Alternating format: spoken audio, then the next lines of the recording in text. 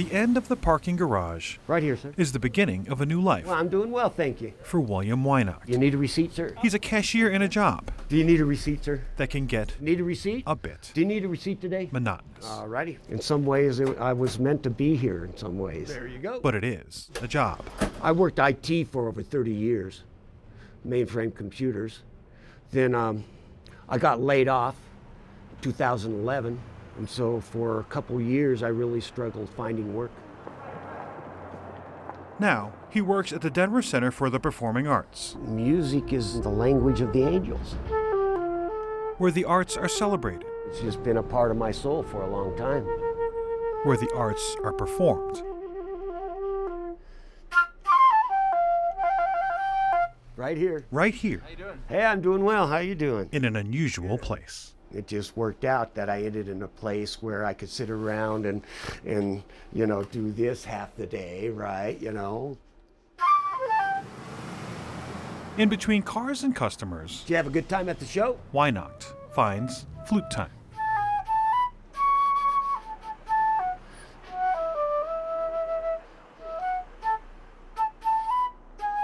A simple and soothing sound, filling the parking structure.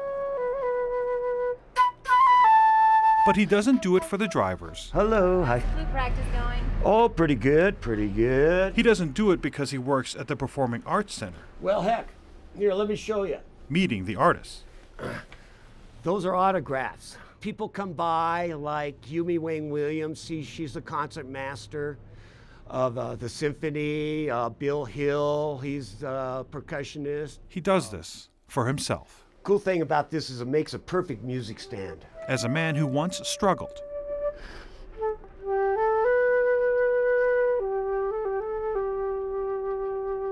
Now rediscovering himself through music. Yeah, I reached a point where, you know, I was starting to feel pretty low.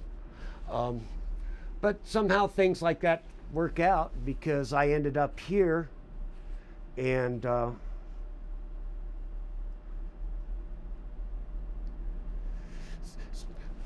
it seems like I almost belong here.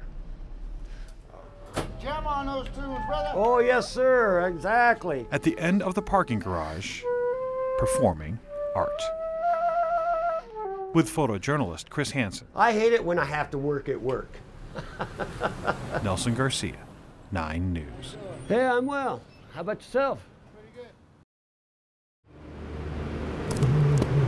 We call this our ocean of comics. If you want all things superhero, I truly love sorting comics, buying comics, owning comics. Chuck Rosansky knows a thing or two. I totally am in love with the books that we have here. He's the owner of Mile High Comics, These are comics that are in packs of 10. living off a passion that started when he was 7. By the time I was 14, I already had 10,000 comic books. Huge. Chuck started the store out of his van. Now, Each one of these particular rows holds 500,000 comics. his collection is so big, So there's 13 here, and each one holds 180,000 comics. it's essentially become the unofficial national archive of comic books and graphic novels. Yeah. So to have access to this much pop culture media and other stuff like that it's really unheard of. That's what gives me a reason for breathing each day, is that I kind of bring joy to people's lives. Bringing other people joy from their pain. 45, 46, 47, When he's not sorting comic books, 12, 13, 14, 15, Rosansky 16, 17. is counting sandwiches. We got 30 right here. We only need 40. Every week, like a superhero, I got your cheese. he takes on a mission of saving others. It's going to be great today. I bet we serve at least 3,000 or 4,000 meals before the day is over. Rosansky volunteers with a group Oh my God, what a great picture. called Feeding Denver's Hungry. All right, cool. We got this, we got this, we got this. He likes to help homeless teenagers attending a school called Urban Peak. Okay, if you all want any, we got free Starbucks across the street. Oh, it helps me out a lot. Yeah. Especially because I don't have a job yet, and so I can't really pay for food. Just awesome people doing their, their part in life.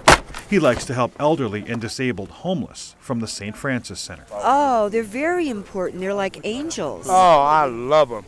I love them. You, him. God bless all these people. You go any street by East Colfax, and you'll see what I call the shadow people, the roller bag people who are walking to stay warm. Like a superhero, he puts his life at risk in the dark of night. I'll pilot in the back of my minivan, and I'll drive the alleys by myself, just handing out food to anybody that I see. Like a superhero, he has those trying to stop him. Right here, directly in front of my gate? What the f*** is wrong with you? We can move it from in front of your gate. It's a public sidewalk. We'll move out of your way. We're not here to cause you any trouble. Like a superhero, he resolves conflicts.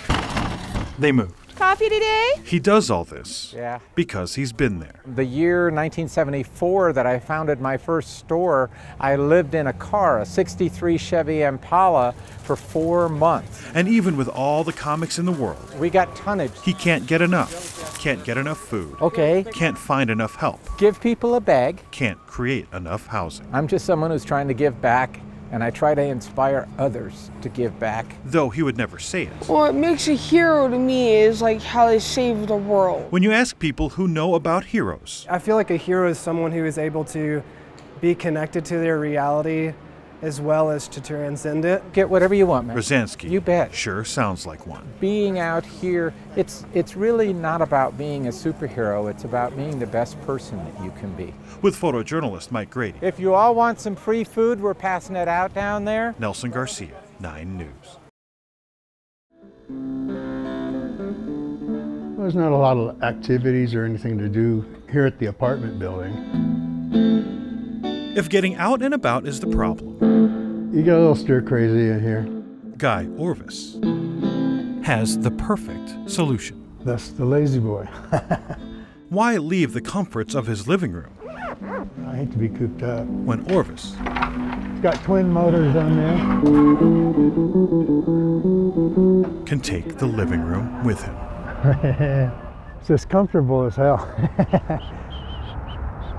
You know, my regular wheelchair is okay, you know, but it doesn't steer the same as this. On sunny days in downtown Denver, it's the only way to travel.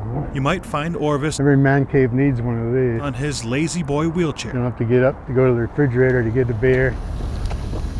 After seeing the idea online. How fast can I go? About 6.5 miles an hour. He spent a couple weekends taking an old wheelchair apart. It looks pretty interesting. And mounting his recliner on the wheels and motor. That's how we roll, right?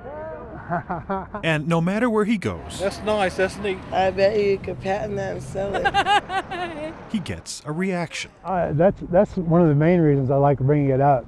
People just see it, they smile. That is the man.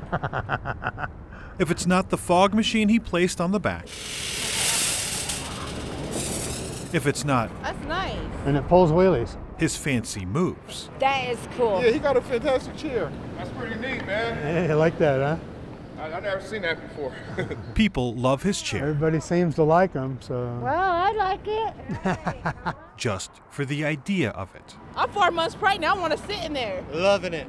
Yeah. Laziness to its ultimate degree. But if you ask Orvis, it's not at all about being lazy. It's my smoking chair. Is yours reclined? It's about making the best of a bad situation. Are you genuinely in need of a wheelchair? Oh, yeah. Yeah, my regular chair won't make it real far, but this one will. Years ago, he was seriously injured in a fall. My right knee. Ending his career, placing him on permanent disability. Me run in here. While he can get up and walk, Orvis has a lot of trouble, especially over long distances. And I'll be right back. Alrighty. Thank you. Everybody wants a chair like that. If they don't want the chair, it's great for football season. You gotta get the wheels in there. They all want a picture. Hey, have a good day. You too, man. Wait. He just might be But he just don't want to stay still. the most photographed stranger in Colorado. It's really funny. Everybody enjoys seeing it. Every time I bring it out, it's like the first time I bring it out. I like to say that's pretty different. Taking his living room wherever he goes. That was a tight squeeze. So he can keep on living. Yeah, it beats the hell out of walking, huh? With photojournalist Corky Scholl. Seriously, can I sit on your lap and take a picture? Oh, no, I might get arrested. Nelson Garcia, 9 News.